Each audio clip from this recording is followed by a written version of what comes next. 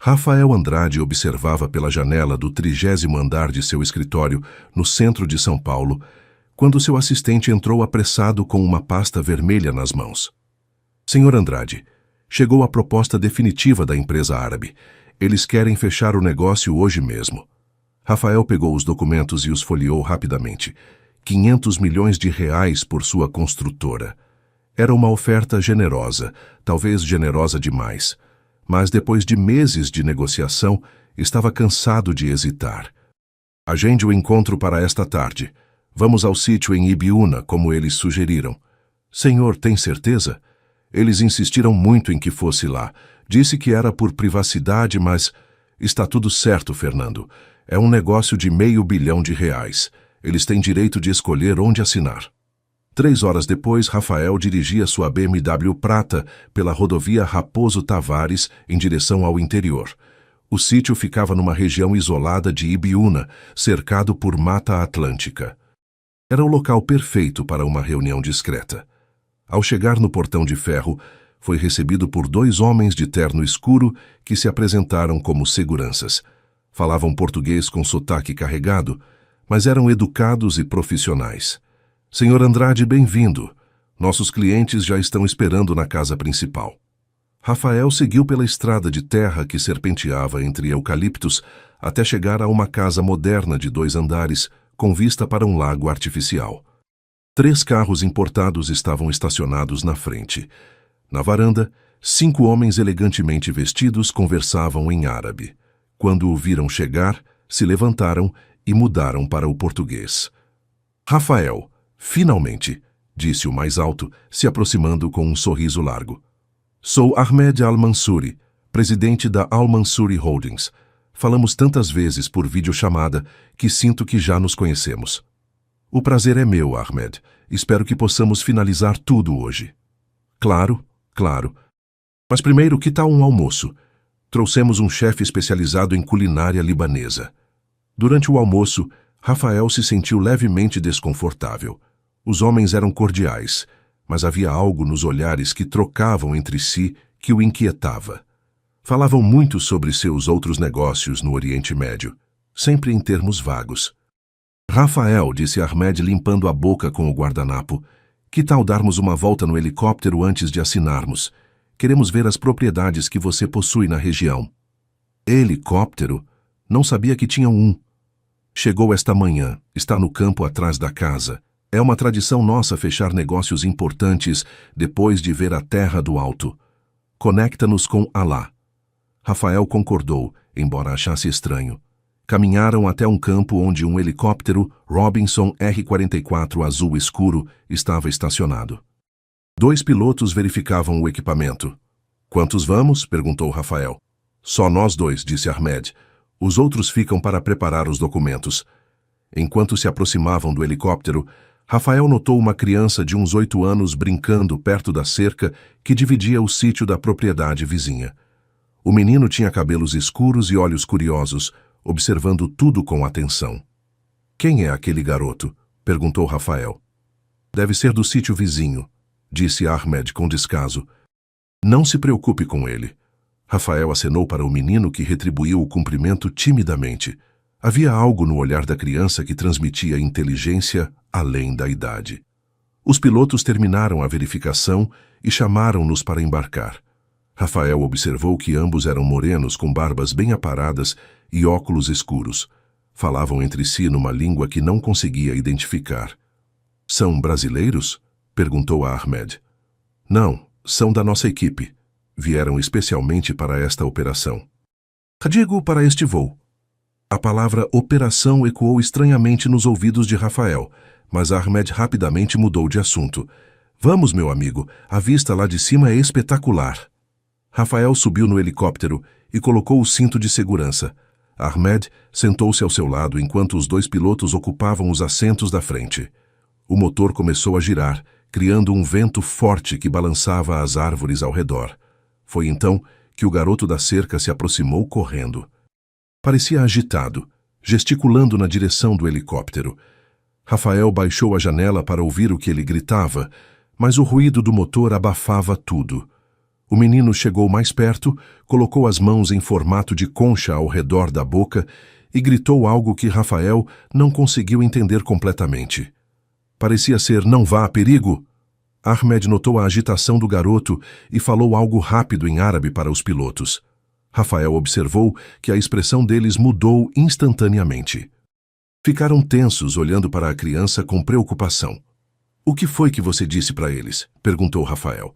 "Só comentei que o menino está atrapalhando nossa decolagem." Mas Rafael tinha estudado alguns idiomas na faculdade e, embora não falasse árabe, reconheceu a urgência no tom de Ahmed. Não parecia ser sobre atrapalhar a decolagem. O garoto continuava gesticulando desesperadamente. Agora corria de um lado para outro, apontando para o helicóptero e fazendo gestos de não com as mãos. Rafael começou a se sentir desconfortável. "Ahmed, acho melhor descermos um momento. O menino parece muito agitado. Talvez tenha acontecido algo." "Não se preocupe, Rafael. Crianças sempre ficam excitadas com helicópteros. Vamos decolar logo." Mas Rafael já estava prestando atenção nos pilotos. Eles conversavam rapidamente em árabe e, embora não entendesse as palavras, o tom era claramente de nervosismo. Um deles verificou algo no painel e fez um gesto afirmativo para Ahmed. De repente, o garoto fez algo inesperado. Correu diretamente para baixo do helicóptero e gritou com toda a força de seus pulmões em português: "Senhor, eles vão te sequestrar. Escutei eles falando. Vão te levar para fora do Brasil." O silêncio que se seguiu foi ensurdecedor, quebrado apenas pelo ruído do motor. Rafael sentiu o sangue gelar em suas veias. Ahmed ficou pálido e os pilotos se entreolharam com pânico. "O que ele disse?" perguntou Rafael, embora tivesse entendido perfeitamente. "Besteira de criança", disse Ahmed nervosamente. "Vamos ignorar e..." "Não!" gritou Rafael, tirando o cinto de segurança. "Eu vou descer agora!" Ahmed tentou segurá-lo pelo braço. "Rafael, seja razoável. É só paranoia de um garoto." Mas Rafael já estava empurrando a porta do helicóptero. "Desliguem esse motor agora. Eu vou sair." Os pilotos disseram algo rápido em árabe para Ahmed, que respondeu no mesmo idioma com um tom agressivo. Rafael não entendeu as palavras, mas a linguagem corporal era clara. Estavam discutindo se deviam deixá-lo sair ou não. O garoto continuava gritando: "Senhor, corre! Eles estão falando em árabe que vão te levar para longe." Rafael não hesitou mais. Abriu a porta do helicóptero de uma vez e saltou correndo em direção ao menino. Atrás dele, ouviu Ahmed gritando em árabe para os pilotos. "Corre, senhor!" gritou o garoto, pegando na mão de Rafael. "Eles vão tentar te pegar." Rafael correu atrás do menino, que conhecia bem o terreno. Eles se dirigiram para uma mata próxima enquanto o helicóptero começava a se mover, claramente tentando interceptá-los. "Como você sabe árabe?" perguntou Rafael ofegante enquanto corriam. "Meu pai trabalhou no Líbano por 2 anos. Eu sei algumas palavras. Eles estavam falando sobre te levar para um lugar chamado, Beirute, e sobre dinheiro do seu pai." Rafael parou de repente. "Dinheiro do meu pai? Meu pai morreu há 5 anos. Eles falaram que sua família tem dívida com eles e que você ia pagar." Naquele momento, tudo fez sentido para Rafael. Seu pai havia tido negócios internacionais questionáveis nos últimos anos de vida. Sempre foi vago sobre os detalhes, mas Rafael sabia que havia contraído empréstimos com fontes não convencionais para salvar a empresa da falência. "Meu Deus", murmurou Rafael. Não era uma venda, era um sequestro. O helicóptero pairava sobre eles agora, criando uma ventania que dobrava as árvores. Uma voz amplificada gritava em português com sotaque árabe: "Senhor Andrade, volte! Vamos resolver isso como cavalheiros. Não acredite neles", gritou o menino. "Eles estavam falando sobre te levar para o deserto." Rafael pegou seu celular para chamar a polícia, mas não havia sinal. A região era muito isolada. "Garoto, qual é seu nome?" Pedro Silva, moro aqui com minha avó." "Pedro, você salvou minha vida. Agora me ajude a sair daqui." Pedro guiou Rafael através da mata fechada, sempre se escondendo quando o helicóptero passava por cima. O menino conhecia cada trilha, cada esconderijo. "Tem uma estrada do outro lado da mata", explicou Pedro. Minha avó foi para a cidade, mas deixou o carro velho lá. Talvez a gente consiga chegar até ele. Correram por 20 minutos através da vegetação densa. Rafael arranhava os braços nos galhos, mas não parava. Atrás deles, ocasionalmente ouviam vozes gritando em árabe e português. Eles desceram do helicóptero, sussurrou Pedro. Estão vindo a pé. Como você tem certeza? Escuto eles falando. Meu pai me ensinou a reconhecer quando alguém fala árabe com raiva. Finalmente chegaram a uma pequena estrada de terra onde um Volkswagen Fusca azul dos anos 80 estava estacionado. Pedro correu para debaixo de uma pedra e pegou uma chave. Vovó sempre deixa aqui. Ela diz que bandido não rouba Fusca, velho. Rafael nunca tinha ficado tão feliz de ver um carro velho em sua vida. Pedro, apesar de ter apenas 8 anos, sabia dirigir o suficiente para tirar o carro da garagem. Aprendi vendo vovó, explicou orgulhoso. Mas o senhor vai ter que dirigir na estrada. Rafael assumiu o volante e pisou no acelerador. O Fusca fez um barulho que parecia um trator, mas funcionou.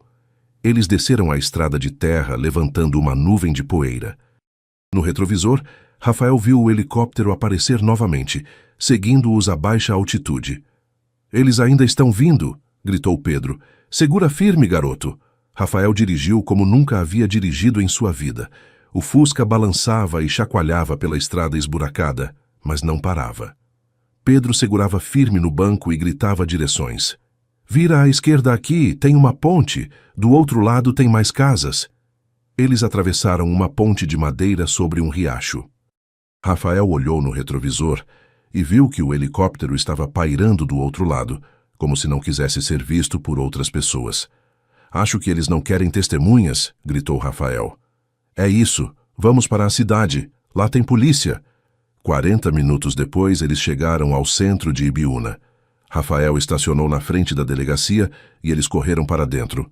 O delegado, um homem de meia idade chamado Capitão Silva, os recebeu com desconfiança.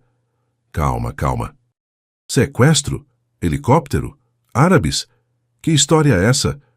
Rafael explicou tudo rapidamente, enquanto Pedro complementava com detalhes que havia escutado. Capitão, disse Rafael, tirando seus documentos da carteira. Sou Rafael Andrade, da construtora Andrade. Podem verificar. Estes homens me levaram para um sítio isolado com a desculpa de fechar um negócio de 500 milhões de reais.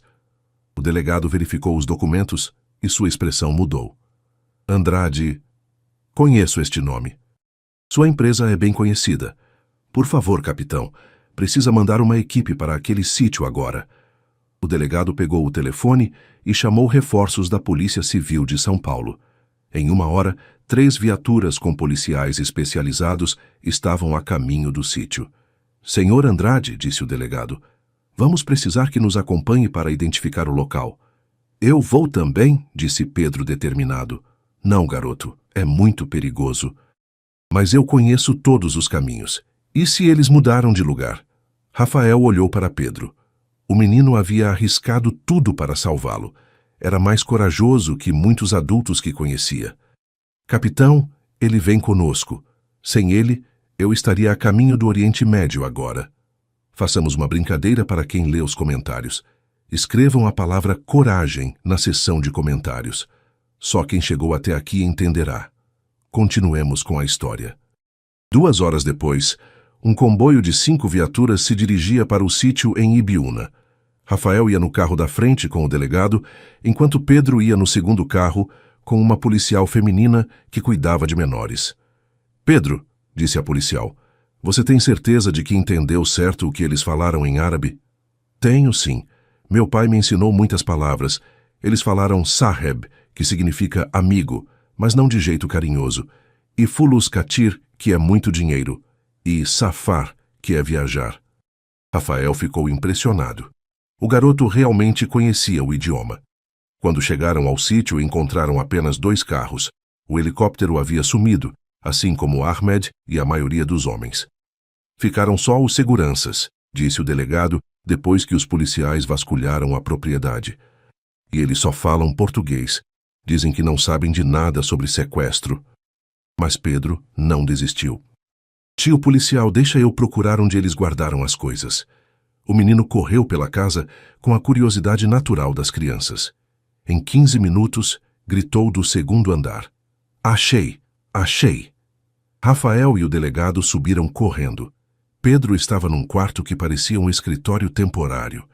Havia mapas do Oriente Médio na parede, documentos em árabe espalhados na mesa e, mais importante, uma pasta com o nome Operação Andrade, escrito em português. "Meu Deus!" murmurou o delegado folheando os documentos. "Isso aqui é um plano completo de sequestro." Os papéis revelavam tudo. A dívida do pai de Rafael com uma organização criminosa libanesa era real. Depois que ele morreu, eles decidiram cobrar do filho. O plano era sequestrá-lo durante um voo de helicóptero e levá-lo para fora do país. "Senhor Andrade", disse o delegado sério, "seu pai devia 8 milhões de dólares para estes homens. Pelo que está escrito aqui, eles planejavam te manter sequestrado até você transferir toda a sua empresa para eles." Rafael sentiu um calafrio. "E se eu me recusasse?" "Melhor não pensarmos nisso." Pedro estava folheando outros papéis com curiosidade. "Tio Rafael, olha isso.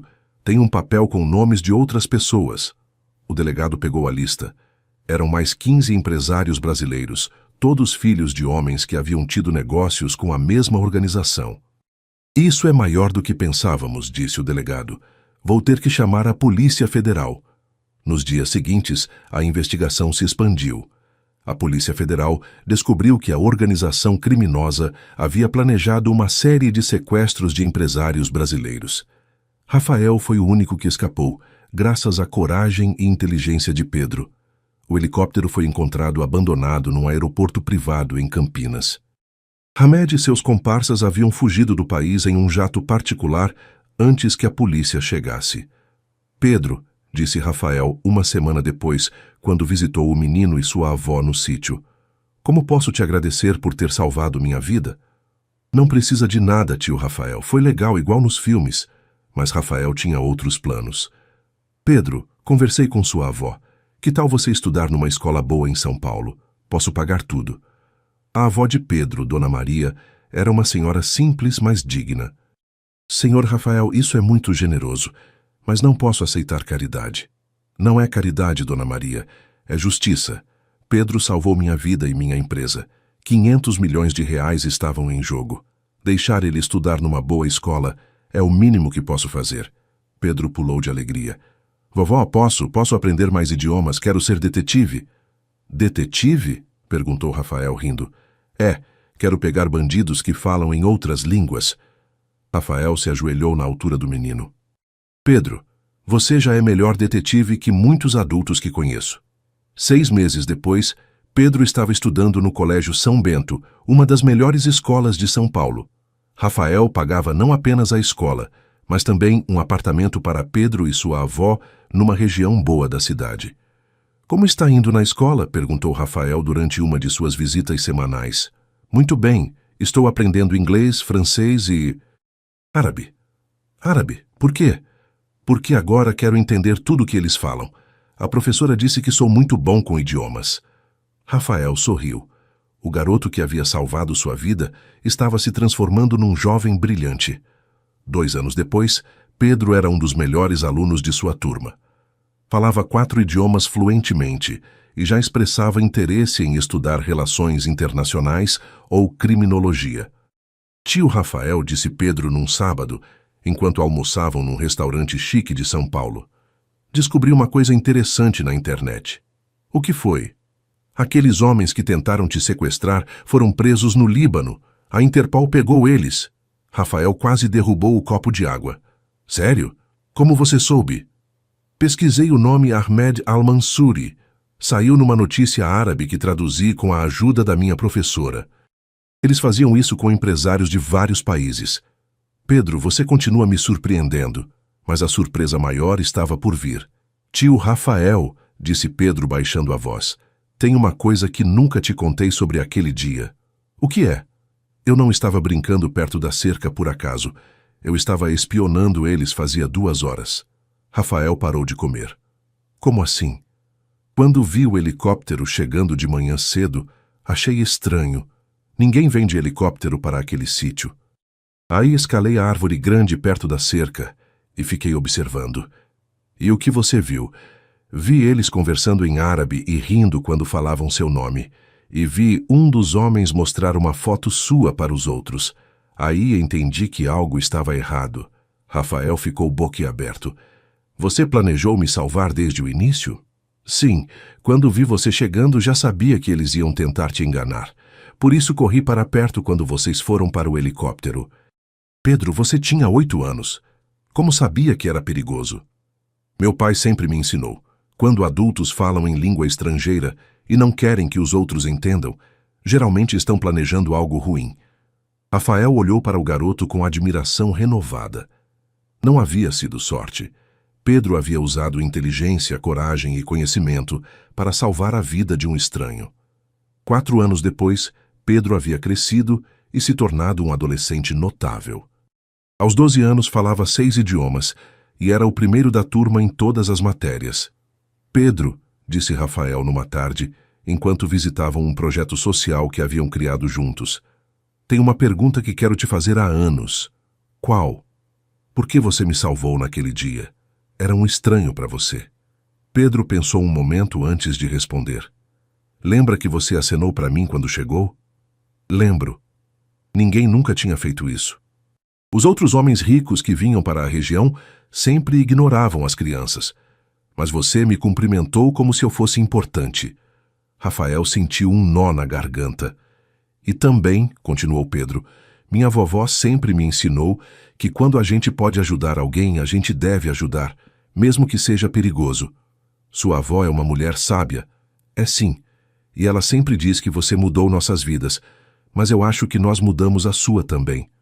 Rafael sorriu. Muito mais do que vocês imaginam. E era verdade. Depois do sequestro frustrado, Rafael havia repensado completamente sua vida. Reduziu os negócios internacionais arriscados, focou em projetos sociais no Brasil e, principalmente, aprendeu o valor de relações humanas genuínas. O projeto social que criaram juntos atendia crianças carentes, ensinando idiomas e proporcionando oportunidades de estudo. Pedro, mesmo aos 12 anos, já ajudava como tradutor voluntário. Sabe o que quero ser quando crescer? Perguntou Pedro certo dia.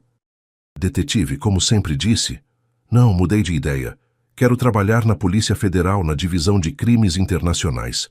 Quero proteger outras pessoas como protegi você. Rafael não tinha dúvidas de que Pedro conseguiria tudo o que quisesse.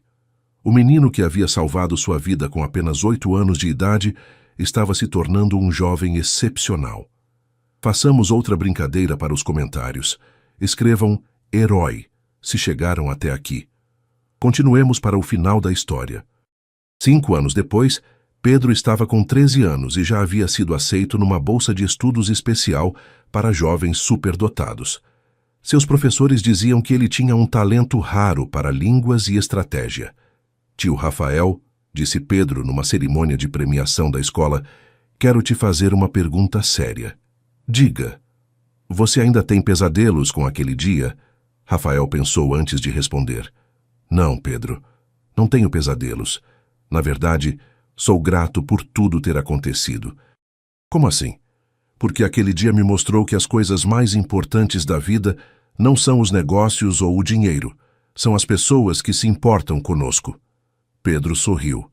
E as pessoas corajosas o suficiente para fazer a coisa certa. Exatamente. Naquela noite, Rafael refletiu sobre como sua vida havia mudado completamente. De um empresário focado apenas em lucros, havia se tornado alguém genuinamente preocupado com o bem-estar dos outros. A construtora Andrade agora tinha uma divisão inteira dedicada a projetos habitacionais para famílias de baixa renda. Rafael havia se tornado um dos empresários mais respeitados do país, não apenas pelo sucesso financeiro, mas pela responsabilidade social. E tudo havia começado com um garotinho corajoso que escalou uma árvore para espionar homens suspeitos. 2 anos depois, Pedro estava com 15 anos e já falava 9 idiomas fluentemente. Havia se tornado uma pequena celebridade na escola por suas habilidades linguísticas. Pedro, disse Rafael durante uma festa de aniversário que organizaram para Dona Maria, há algo que quero te propor. O que é? Que tal passar um ano estudando fora? Tenho contatos em universidades que aceitam estudantes especiais. Você poderia estudar na França, nos Estados Unidos, no Japão. Pedro ficou pensativo. Posso escolher qualquer lugar? Qualquer lugar do mundo. Então escolho ficar no Brasil. Rafael ficou surpreso. Por que o mundo inteiro está disponível para você? Porque meu lugar é aqui, ajudando pessoas brasileiras. O Brasil tem muitos problemas que precisam de gente inteligente para resolver. Dona Maria, que escutava a conversa, sorriu orgulhosa. Meu neto sempre foi assim, coração brasileiro. Rafael sentiu uma emoção profunda. O garoto que havia salvado sua vida estava se tornando exatamente o tipo de pessoa que o país precisava. Naquela noite, Pedro fez uma revelação que surpreendeu a todos. Tio Rafael, tenho uma confissão a fazer. Qual? Aquele dia que eu te salvei, eu não foi a primeira vez que fiz isso. Como assim? 6 meses antes, um homem diferente veio para o mesmo sítio. Ele não falava português muito bem, mas era educado. Eu vi outros homens tentando enganá-lo também. E o que você fez? Avisei ele que os papéis que iam fazer ele assinar estavam errados. Ele escapou também. Rafael ficou boquiaberto. Pedro, você estava salvando pessoas antes mesmo de me conhecer? Minha vovó sempre disse que se a gente vê algo errado acontecendo e não faz nada, somos cúmplices. Dona Maria assentiu. Ensinei isso para ele desde pequeno. Se você pode ajudar, você deve ajudar. Rafael compreendeu então que não havia encontrado Pedro por acaso. O menino já era um protetor natural, alguém que instintivamente defendia os mais vulneráveis. No último ano do ensino médio, Pedro havia se tornado uma lenda viva na escola. Professores de várias universidades vinham especificamente para conhecê-lo. Pedro, disse Rafael numa tarde, todas as melhores universidades do país querem você. USP, UFRJ, PUC, qual vai escolher? Já decidi. Vou para a Academia Nacional de Polícia. Polícia? Mas você pode ser qualquer coisa. Diplomata, empresário, professor universitário. Quero ser policial federal. Especificamente, quero trabalhar com crimes transnacionais. Quero proteger pessoas como protegi você. Rafael percebeu que não deveria tentar dissuadi-lo. Pedro havia encontrado sua vocação desde os 8 anos de idade. 3 anos depois, Pedro estava entre os primeiros da turma na academia de polícia. Aos 18 anos, já era considerado um prodígio em investigações internacionais. Agente Silva, disse o diretor da academia durante a formatura, o senhor tem um futuro brilhante pela frente. Já recebemos pedidos de várias delegações para trabalhar com você após a formatura. Obrigado, senhor, mas quero começar aqui no Brasil mesmo. Rafael estava na plateia, orgulhoso como se Pedro fosse seu próprio filho. Dona Maria, agora com 75 anos, chorava de emoção. Após a cerimônia, Pedro se aproximou de Rafael.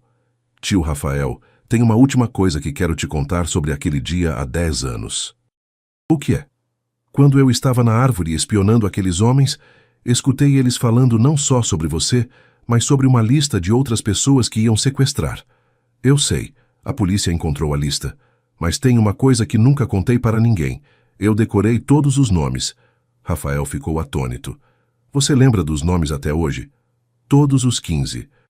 E nos últimos 10 anos, de vez em quando, eu pesquisava na internet para ver se algum deles havia sido sequestrado ou se havia acontecido algo suspeito.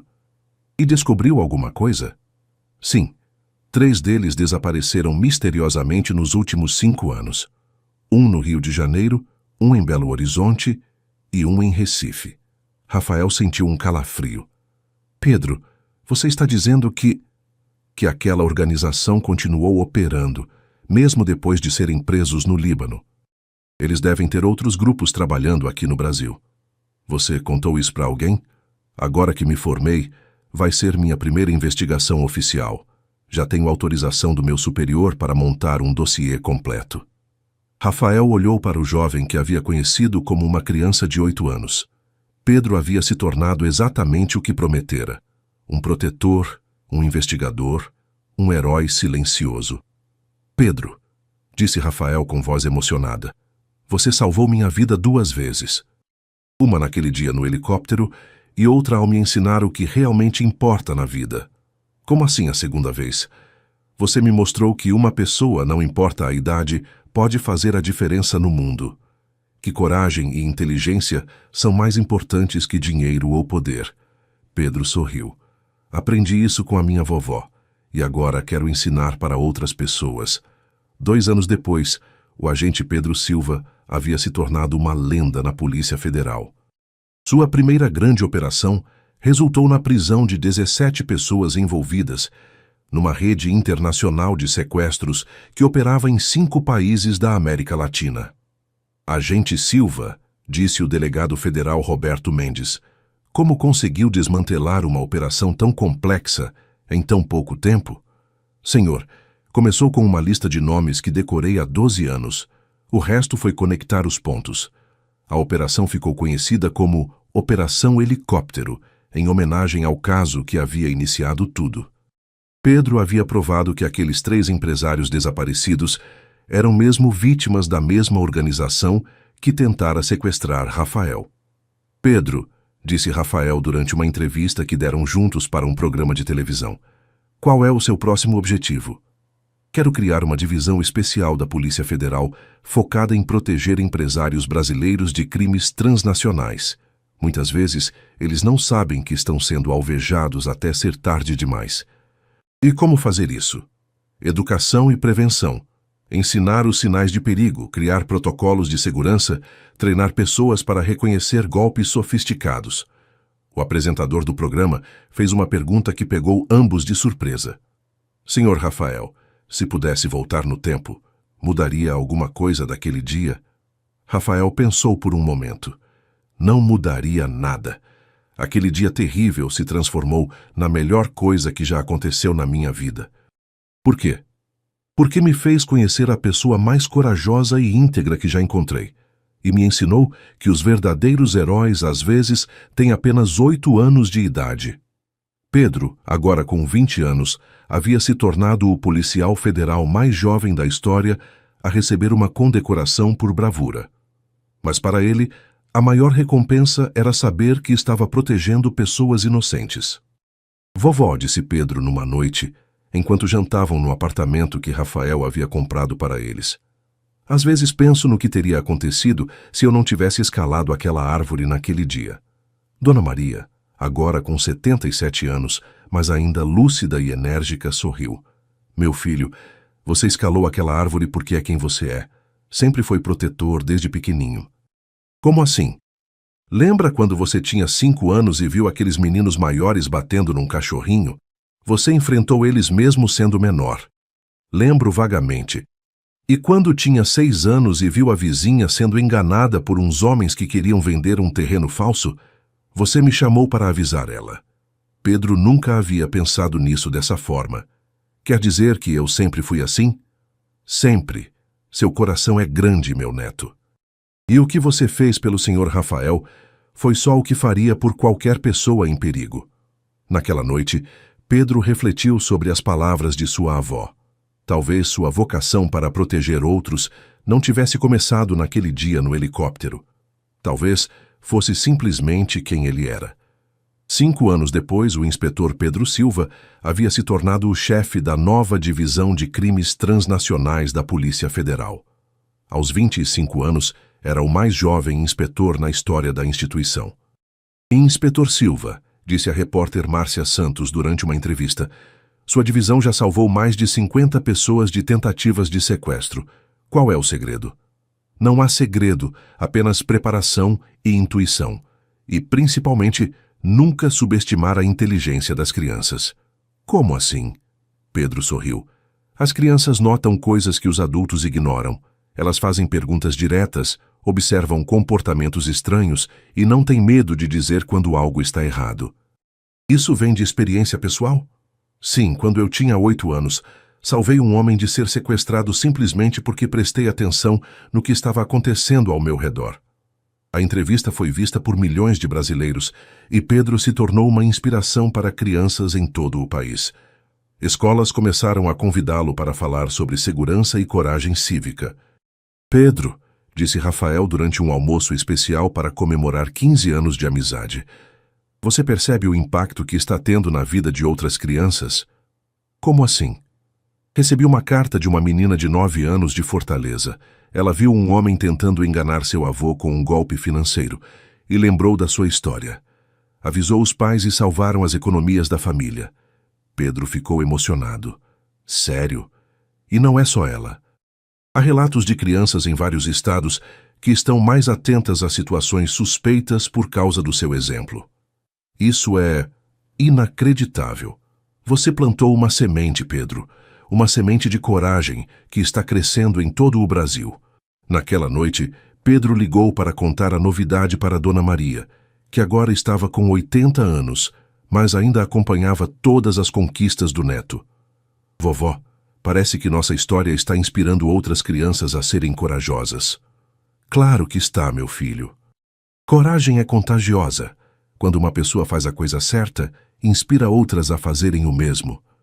A senhora sempre soube que eu ia trabalhar protegendo pessoas? Dona Maria riu.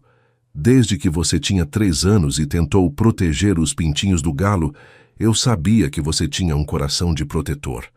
10 anos depois, o superintendente Pedro Silva havia se tornado uma lenda viva na Polícia Federal. Aos 30 anos, comandava a maior operação de combate ao crime organizado transnacional da América Latina. Superintendente, disse o ministro da Justiça durante uma cerimônia oficial.